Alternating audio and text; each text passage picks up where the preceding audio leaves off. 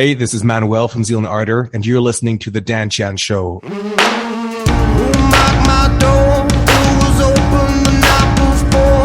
Hey, Manuel, how's things, man? I'm good. How about yourself? I'm good, thank you. Thanks for asking. Now, you've been really busy lately. Interviews, front cover magazines. How different is the attention this time around? Because you're non-stop. I mean, to be perfectly honest, that's the work of one Morgan Thomas, who does promo for me. So actually, she's just been working her ass off, and all I have to do is chat with people. So. That's good. It's nice. It's bizarre, though. Yeah, so have you noticed a sure difference from the last release? You know, how much attention you need and how much people want to talk to you? I mean, yeah. But again, it's hard to say if that's just Morgan's effort or my relevancy. So I get you. It's easy to get arrogant about these things. I choose not to. Of course. Okay. Well, I'm going to make you arrogant because I want to thank you, mate. I want to thank you because this new album is very special. And it's been out a couple of weeks now and the response has been epic. You must be pleased. Oh, I'm beyond happy. Yeah. I mean, this thing has been finished for like 9 months now. And every drunken stupor along the way, I could just leak it. And I'm really happy that's not in the cards anymore. So was it always set for that release date, or was it going to be delayed, or was it due for earlier time? Well, we delayed it because, just to be able to tour, you have to have something out fairly recently. And that's why we put out a frankly silly amount of singles prior to the release of the album. Yeah. It's just for that. Yeah, exactly. I get it. Now, you've crafted a unique sound out for yourself. Did it occur organically, or was there a clear purpose to the creation? Tell me about the background. Well, I mean, it started out as like a challenge because I was bored with another project. And was that more pop related? Was it more chamber music? What was that? Yeah, it was like a chamber pop. It was just, just as across the board as Zeal Ardor is, but like more in a soft, non-aggressive thing. Yeah. So, yeah, I got kind of bored with that and asked the good people of the internet to name 2 musical genres, and I'll combine them. A lot of them were horrible. And then someone said black metal, and another person said black music, and another wording. So I did that, and the first one was absolute shit, but I thought the idea was kind of good. And here we are. I get to talk to you. I think it was a couple of years ago when I first stumbled upon you. I think it was I was going through some kind of Southern Gothic phase, and I went through some Southern Gothic playlists, and there you were. And I was like, what is going on? And now, how much fun do you have putting these avant-garde tracks together? Do you just think, fuck it, I'm going to try this and that and a bit of trial and error? And how often and how many times have you tried something and thought, nah, it's not going to work? 9 times out of 10. Really? I mean, all I do is fuck around with funny ideas. And if it makes me giggle when I'm, working on it, that's a good sign. But if, it's all about emotional response. And it's just playful. So I try, what if, bossa nova would clash with, hardcore electronics? Bad idea, but I'm glad I tried it though. So when these people on the internet were giving you ideas, what was the worst option? One was like aleatoric Antifolk, which, you'd have to Google to find out what the fuck was supposed to mean. Oh, I'll have to check that out. Yeah. Christ. It's all on a secret Bandcamp I have yet to publish. Oh, really? Oh, I'll have to look out for that one day, hopefully. So, in Kerrang recently, you said you want to take people by surprise. What did you mean by that? Or is that the whole going by how you like to write and how you like to chuck all these ideas together? I mean, because that's what happens when I write something that I like. I try something out and it surprises me in any way, because it's easy to emulate bands that already exist, or to repeat other albums that you've already written. But just to surprise some people, I mean, it's bound to be hit or miss. Yeah. But sometimes you get them, and that's the fun bit. Yeah. Is that a magical moment? You're like, this is it. I've got it. Yeah. I mean, when I write music, I'm high strung up on caffeine. Like it's not even funny to be beside me. And I get really giddy and excited about shit. And I just kind of want to replicate that feeling. So, I mean, how do you like to write? Do the musical ideas flow and do the lyrics come to you? Or there's some serious messages behind them. Are you well read?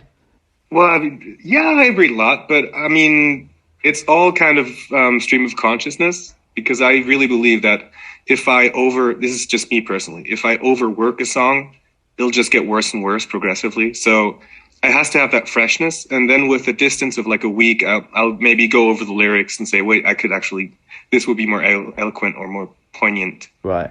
And I'll go in and tweak that. Yeah. It's weird. I was speaking to Sabaton yesterday, now a band that's predominantly writes about war, and I'm looking at some pictures on the wall now, and every album cover I can see, I was looking before I was speaking to you, everyone relates to war. And these days, you think of metal and destruction, and I've been looking at, when I did my show last week, I was looking at some of the lyrics thinking, this is so relevant right now, it's scary, Weird times. Yeah. It's weird. It's fucking odd, man. It's just weird. So it's so close this time too. That's the weirdest thing. That's the problem. And even with you guys, Switzerland even likes saying some things now, which is like so un-Swiss. It's crazy. Mm-hmm. I mean, we have so much money lying around from all sorts of shady people.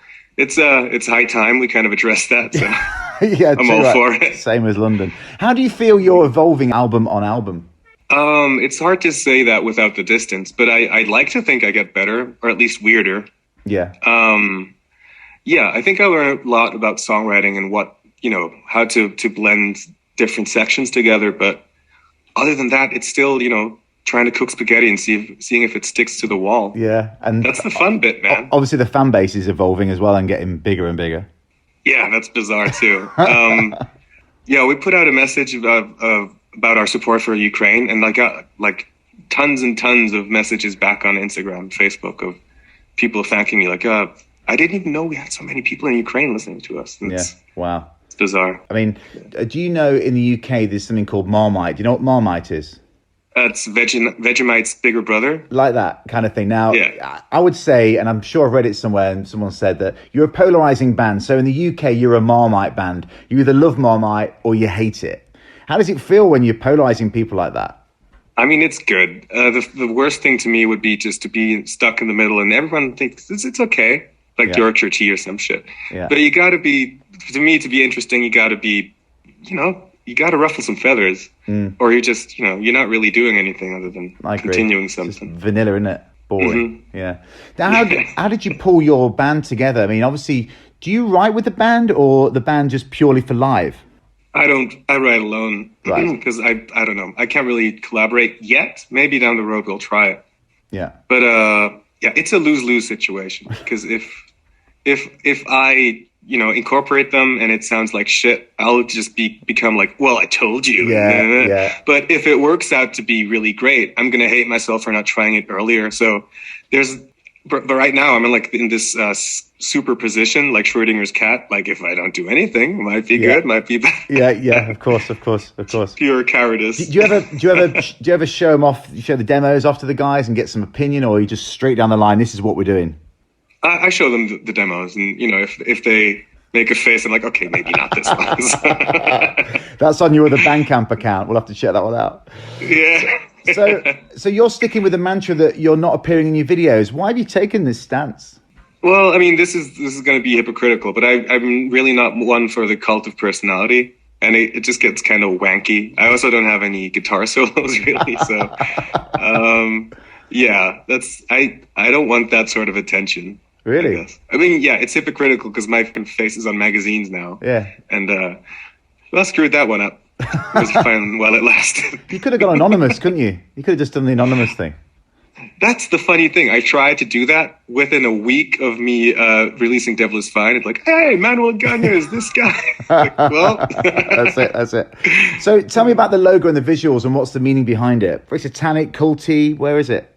The logo is the sigil of Lucifer, right? But with a Z and an A. Yeah, you'll never guess why. But yeah, the album cover is just these two hands. It's actually, hold up, let me get this fucker. It's the hands of Baphomet, of course, as above, so below. Yeah, love it. It's basically about equilibrium and blah blah blah. It's basically just a yin yang symbol with cool sunglasses. I like it. No, I love it.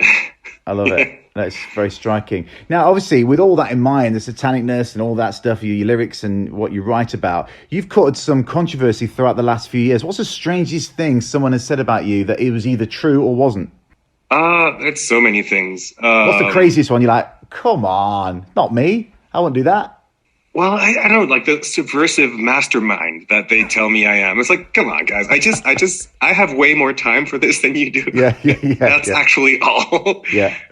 It's different. They don't get so much wrong, actually. Really? It's often pretty spot on. Yeah. Wow, that's pretty cool. I'll have to read more into that. Now, in your past, and Please don't. No. Now, you grew up in a very musical household. How much of an influence were your parents on you? You know, your mother was a soul and jazz singer, and your father a Latin percussionist.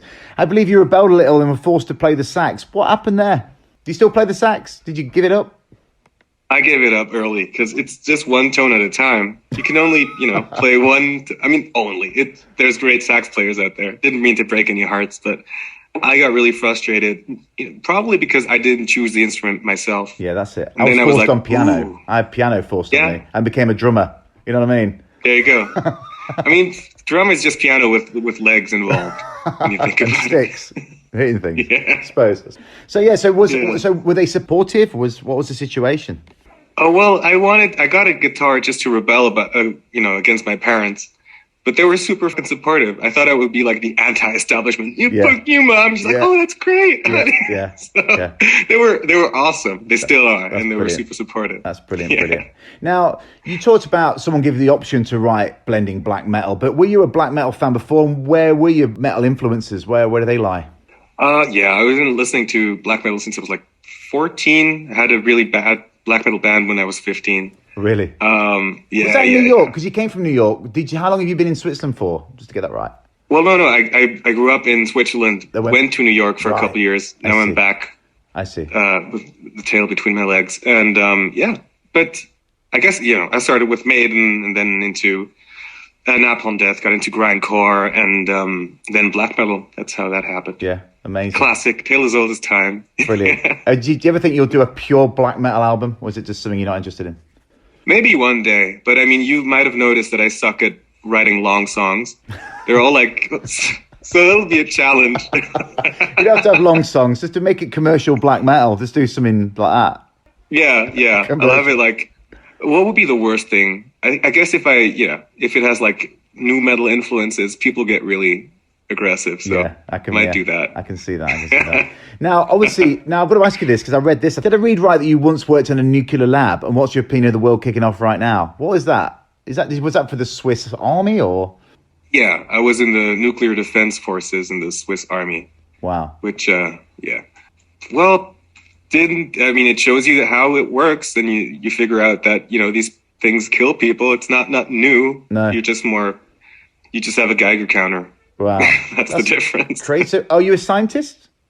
I wanted to be one, and then I got, into this music thing. Well, that's good. I'm glad you did. So, touring-wise, you've had to cut some shows from your upcoming Meshuggah tour. What else is on the horizon? Mm-hmm. You got your own headline tour planned, scheduled?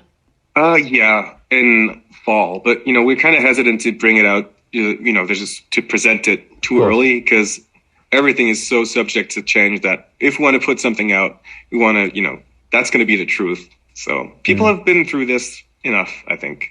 We're going to do it. No, it's canceled. I know, so many times. There's so many bands like 3 times cancelled, trying to reschedule, then completely cancelling it in total. It's just a nightmare. Do you get involved in that? Are you heavily involved in that, or you let your agents do that? It's a 50-50 thing. We probably sell less tickets when we announce it late, but that's kind of worth it for me because you don't want to. Because I've been on the other end of this thing, and it's just so fucking disheartening. Yeah. So we can hope that this is something for the end of the year or whatever. Yeah. Perfect. Well, not too early. Hope as soon as we announce it. I guess. Okay. Cool. What's the goal for the band? What's on the bucket list? What else do you want to do? You've done so much so far. We've far overreached all my ambitions and dreams. So there's nothing left. World domination is like Putin's plan. I don't want to steal that one. So I don't know. Just play as many gigs as possible. Bigger venues. Yeah. More beers. Stage with fire, lasers, lizards. Do you think you'll go? Bears. You think as the venues get bigger, you'll up your stage show? Because the whole thing about Zeal Ardor for me is like the cloaks and the intimacy, the atmosphere. Will you go big like that? I'll try. We'll try at least. I see where you're coming from, though. Like there's this intimacy and like I guess spookiness to it. Yeah. Which isn't really an arena thing. So yeah. No, I see. we'll figure it out.